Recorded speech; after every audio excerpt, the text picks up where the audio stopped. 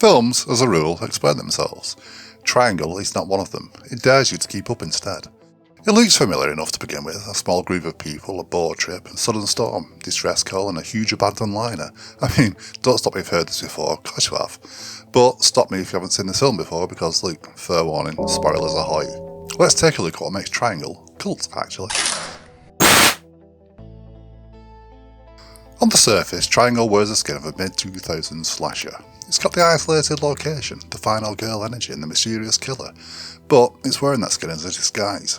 And I know we've all seen the film before, but just a quick recap if it's been a while. Let's make sure we're all on the same page. When we meet Jess, she's already unsettled, right from the start. She's anxious, distracted. We see her having a bad morning, an argument with her autistic son, who doesn't want to go on a boat trip and it's left her out of sorts. When she arrives to meet the rest of the group, she feels like she wants to be anywhere else but there, which honestly feels familiar. Cue the usual fun and frolics until the storm hits. It's quick, chaotic and oddly impersonal. The boat capsizes, they lose one passenger almost immediately, which sets the stakes high. And then they see it, a ship, a huge ocean liner to be exact, or salvation to them. As they approach, they spot someone watching them, but when they board the ship looking for help, it's completely empty. No crew, passengers, and no sign of the person they saw watching their arrival. And this is where Triangle quietly begins to change the rules. This stops being mistaken for a standard horror movie and instead becomes more of a puzzle. Strange things have clearly happened on the ship, and it doesn't take long before strange things start happening again. People disappear, accusations start flying, and nothing quite lines up. We're as confused as the characters. Before too long, it becomes clear they're being hunted, culminating in Jess witnessing two of her friends being shot by a masked figure. She runs and gets caught, naturally, but Jess doesn't give up easily. She decides her attacker and begins her own offensive, but this is when the masked figure begins to give a warning instead of properly fighting back. You have to kill them, it's the only way to get home. Jess lashes out again and the attacker falls overboard. It's a relief, but a short-lived one, because then Jess looks out at the water and sees another boat arriving. Her boat, again. With another version of herself on board, it doesn't take long for Jess to realise what's happening. Time isn't moving forward, it's folding back on itself, the classic time loop. But what makes Triangle brilliant isn't the loop itself, that's been done before. It's that the loop isn't clean, there's no reset button, no neat restart. The rules aren't there to be mastered, they actually make less sense the longer this goes on. The film lets a loop rot. Jess experiences it unevenly. She remembers things others don't, sees events before they happen. She slowly realises she's been here before, more than once. At first, that knowledge gives her an edge, but then it starts to cost her. Each loop leaves behind physical, psychological, moral debris, and bodies, they all pile up. What started as a slasher begins to feel like a cosmic nightmare. Every choice Jess makes doesn't just affect what happens next, instead, it stacks on top of the choices she's already made. She becomes convinced that if she can just do the right thing, kill the right person, or prevent the right event, the loop will stop.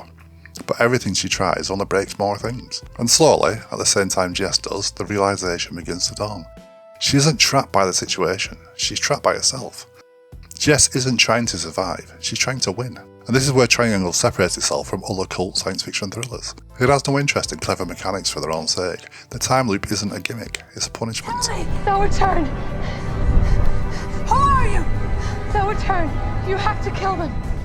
If you know the myth of Cepheus, you can see what's happening. Condemned to repeat the same task forever, not because he failed, but because he believed he could outsmart fate.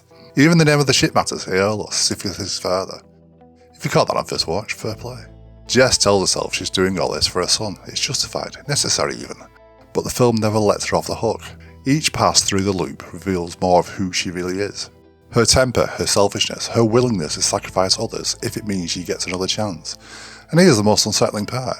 We don't think she's wrong, far from it. We want her to escape. Triangle doesn't frame Jess as a villain, it frames her as a human. And that might be its cruelest trick. Because by the time the final pieces fall into place, the horror isn't the ship.